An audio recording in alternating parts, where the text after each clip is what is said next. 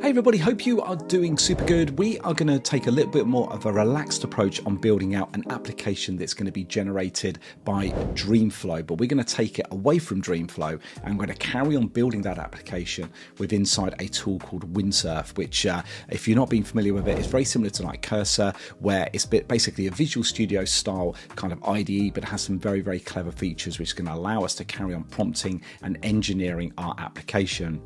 But as you know, if you've been using Dreamflow for a little bit since its launch, it doesn't currently support Supabase or Firebase. They are coming soon, but of course I'm quite impatient. I'm going to want to implement those features with inside Windsurf itself. And we're also going to call out to OpenAI as well, because that our application that we are going to build is going to need to use ChatGPT to kind of generate some responses back.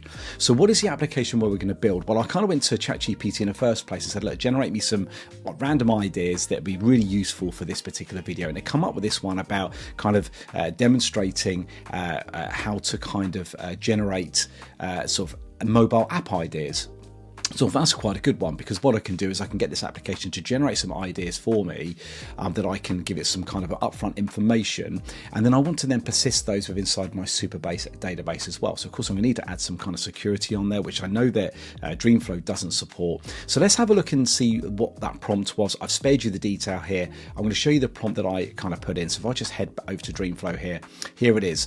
So I want to build a modern mobile application called The Big Idea, which can be used by entrepreneurs to generate mobile app ideas for their next project. So it's going to kind of ask me some details. I'm going to hit the generate button and it's going to come up with these particular ideas. And of course I can then sort of save some of those to my favorites, which will be persisted with inside Supabase. And I can then come back and I can kind of either sort of edit those or update them, or I can delete them or regenerate new ideas, all that kind of stuff. So that's what I'm going to do with inside this application. You can see here, Dreamflow has kind of gone away and kind of used that prompt that I've got there and created this for me. Now, I did talk about here about setting up some authorization authentication screens. I think behind the scenes, Dreamflow is kind of preventing you from actually kind of creating those screens themselves. So we're going to do those away from Dreamflow with inside Windsurf. But you can see here, it kind of created me a half reasonable looking application. Actually, I've got my home page here. I'll have my recent ideas that it's generated. It's come up with these kind of tips bit that kind of scrolls left and right, and I've got my sort of favorites area where these ideas are going to be created, and I've kind of got this brainstorming, or I've got this generate idea which is going to take me off to this particular screen. I can sort of fill all these details in, so I'm going to kind of give it some entry points here to work out exactly these type of applications I want it to get it to build. And then what will obviously happen there is there'll be a button there for me to then go away and then generate these particular sort of application ideas. So of course we're going to need to hook all of that up with inside Windsurf. So we're going to go away and do that in just a moment. The only little thing that it did when it sort of generated this particular application is that these tabs were kind of overlapping this particular title up here, and I kind of told it to kind of go and correct that the tabs are overlapping. It kind of then made that change, but that's pretty well much all that I needed to do, and I've now got the code going to be available to me to now download to my local Mac. And of course you're going to need to make sure you've got Flutter set up, but more importantly you're going to need to make sure that you've got Windsurf installed as well. So if you've not seen Windsurf, go and take a look at it. It's a really, really affordable here. I'm on the Pro plan. That gives me plenty of credits to use in order to kind of do these type of tasks. I can certainly probably build out a couple of different applications with the number of kind of credits that I've got there. So certainly go and have a look at that. You don't need to pay big bucks, but if you're using Cursor, then Cursor will no doubt work in exactly the same way for you. But we're going to use Windsurf in this particular video. So without further ado, we're now going to download the code here that's been generated. So of course if you've not used Dreamflow before, go and have a look at it. You can get yourself started. You can likely, with the free credits that's actually available with inside Dreamflow, you can get to this point no problem at all. In fact, you could probably create a couple of different example applications before you need to actually subscribe to the platform itself. But of course do support the Flow team there and kind of maybe subscribe to the platform, but we don't need to do that. I'm just going to hit the download code here.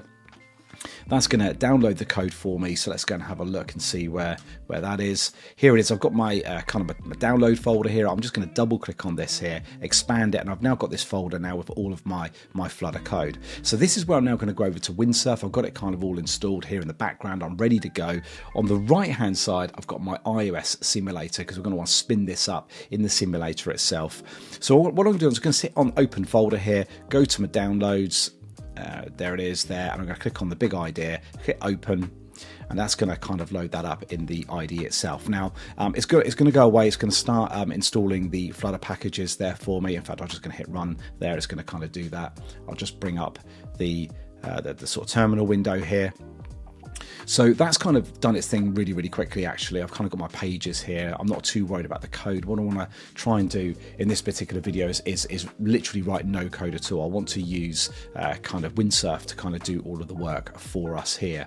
So like I said, the prereq is that you need to make sure that you've got Flutter installed on your machine. Go and have a look at plenty of videos on YouTube on how to get Flutter set up. And then, of course, once that's available to you and you've got maybe some of the extensions, I've got some sort of Flutter extensions with inside sort of Windsurf here. You can see I've got a couple here that's installed. So just make sure you kind of install some of these sort of Flutter extensions. There's just some helper extensions that will kind of make some of these things much easier for you when you kind of load your projects in for the first time. So I'm just going to keep the terminal window up here. So I think the first thing I want to do is let's just spin this application up. It may error. It's likely to maybe on the first time, but the good thing about using something like sort of Windsurf or Cursor is the fact is you can just kind of like copy those errors in that get produced and get it to kind of correct them. So I'm just going to type up here Flutter run. You can see here that I'm connected to my simulator just down here. So everything should happen with inside the simulator itself. So we're just going to give that a moment to kind of build, and then very, very shortly you should then see the application kind of running. So we're just going to let that play out.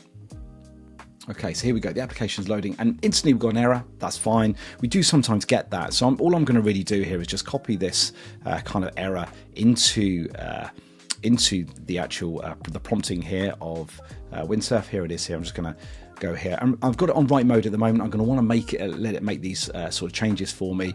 And remember, you can toggle to the chat mode here if you just want to kind of ask some general questions. It will likely provide some recommendations here, but it won't actually adjust your code itself. So just hit enter on that, let it go away, do its thing. I'm just going to kind of use the kind of the power of Windsurf to kind of correct all of these problems for me.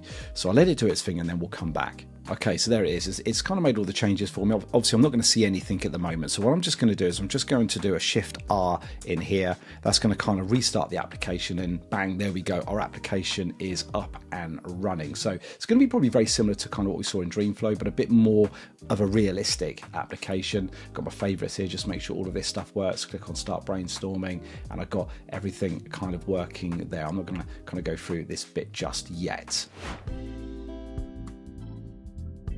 Okay, so next up we want to add some support to Supabase, and you can see here that I've created this particular prompt. So what I've tried to do here is I've tried to kind of say, look, keep this absolutely simple, because in my experience when sort of playing around with kind of Dreamflow in Windsurf sort of applications, if you are not a little bit more direct in your prompting, then what will end up happening is that they'll probably start going a little bit kind of crazy and kind of adding all kinds of features that we don't really want. Now that could still happen, of course, but hopefully it won't, because I've kind of put my prompt there to say, please keep the changes as simple and direct, and pretty much direct support for Supabase only. So what I've got here is I've got my kind of API URL here, and I've got my a kind of anonymous key. And of course, they can be picked up here from within inside your kind of your data API and your settings section. So let's now go back. Let's now just press enter here, and hopefully, fingers crossed, it's going to go away and kind of do its thing. So I'm going to let it kind of play out. Let's see what happens when we come back. Okay, so it's done its thing. Let's hit accept all here. So I think it's all looking back on this. It's created kind of like some pages. It's kind of created a service here. So it's obviously it's going to build upon, and it's made some changes to our main file. But pretty well much, it's kept it quite simple, which is kind of what I'm expecting. So let's just do a Shift R here. It's going to form a hot restart, and then I've got a login screen that's come up by default. So that's pretty good. So it looks like it's detected that I'm not authenticated. So now I don't actually have I did actually have an account in my database, but I kind of removed that. So let's now try signing up for a new account here, and let's see how this goes. Okay, credentials added, hit the create account. Okay, so the account has been created. Please check your email to confirm your details. Now, I certainly haven't had to kind of turn that option off to kind of verify the account. So let's just carry on and try logging in. Log in, and it's looking like it's got an email not confirmed. That's quite interesting, because I kind of did sort of toggle that actually. So let's go back into Supabase here. Let's have a look and see what's going on. So in Supabase, let's have a look into the authentication. Let's go to sign in, sign up here, go to the email. And that's interesting. That's confirmed to be email, which should not be the case. Hit save. So maybe I accidentally kind of set that up. Let's go back into our users here. Just make sure that it says that it's waiting for verification. So I'll tell you what I'm going to do. I'm just going to delete that user. Let's just delete that here. There we go. Let's just try that again. Let's go back to our application. Let's go to sign up. I hit the create account. And still talking about it, it's not confirmed, but let's just try logging in now because I definitely have confirmed it. So there we go. So we're into the application, so we're certainly authenticated. I'm just going to kind of quit the application. Let's just go back into it and let's see if it's persisted kind of my logged in session.